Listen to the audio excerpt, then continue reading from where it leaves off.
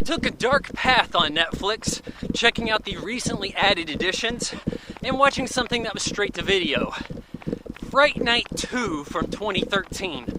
What the hell is this movie? Well, the title would lead you to believe that it is a direct-to-video sequel to the 2011 Fright Night, which I didn't mind. I actually thought, in some ways, was better than the original. I know, blasphemy, right? How dare you say a 20-teens remake is better than an 80s film? How dare you, Vaughn? I hate you. Unsubscribe. Yeah. So I just lost all three of you, I'm sure. But in reality, this movie is another remake. Just unfortunately called Fright Night 2. So we have everybody recast, and everybody's character, dead or not, returning. This caused much confusion for the first 20 minutes of watching it. So we have our boy Charlie. He's on a sort of school abroad year, it looks like, with his best friend. I forgot the guy's name, for Christ's sake.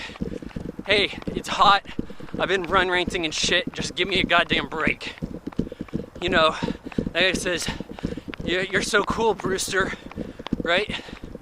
Or, hey, Brewster, you're so cool. Something like that. Anyways, he's a pompous prick now.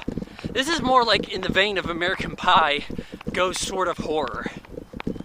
We have the girlfriend, I think it's Lucy, right? She is, like, everybody's unaware of the vampire shit because the first versions of this film never happened in the world of this film. And that throws you for a loop too. Gerri Dandridge is now a woman. I'm like, okay, gender twist, not bad. I don't really know a whole lot about the actress here. I think she's English. She has small teeth, and she does an alright job, honestly. I couldn't really complain about the villain's performance, and most of the performances are fine, but it's a movie that didn't need to be told. What is this adding? It gives a little bit of a R-rated kick. We have a lot of Romanian prostitutes pretending to be actresses that nude up for their 5 minutes of fame. It is usually 15 minutes of fame in the US, but when it's direct to video, you have to use the convergence chart. So you convert that, and there you go, 5 minutes of fame. We have the sacrifices. Main boy interested. He witnesses the stuff, gets the help of a vampire hunter, and it's a fairly bit odd scene here. Vampire hunter was a magician last Fright Night. Well, now he has a paranormal ghost hunter show with a bunch of planted subjects, a bunch of fakery. He says that now that stuff exists, they open his eyes to see that this Gerri lady is a vampire. And she's like the head vampire of all of them. I don't know a whole lot about vampires, but they tried to use some kind of historical reference, legend. I forgot the woman's name even, but she becomes a vampire, and there's these rules, and she has to go and find a virgin born on a certain day at midnight or some shit. And if she drinks her blood, she's freed from the curse. And she says, that's not how it works, I'll still be a vampire, but then I can do whatever.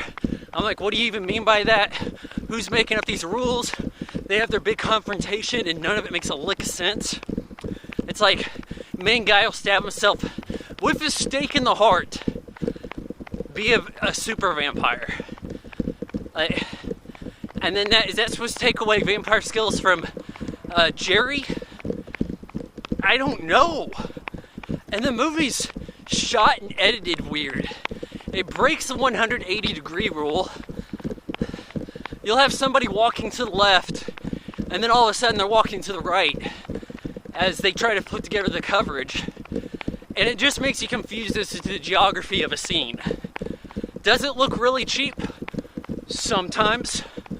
Sometimes it looks like your typical, say, $20, $30 million little release. It doesn't always look straight to video. Some of the special effects they blew their money on. Others become cut twos. Oh hey, we heard a noise and some dust flew. cut to, somebody must have flown out the window. Yeah, there we go. Fright Night 2. No sense in really watching this. I wasted my time so that you don't have to. I give it 1.5 out of 4 stars.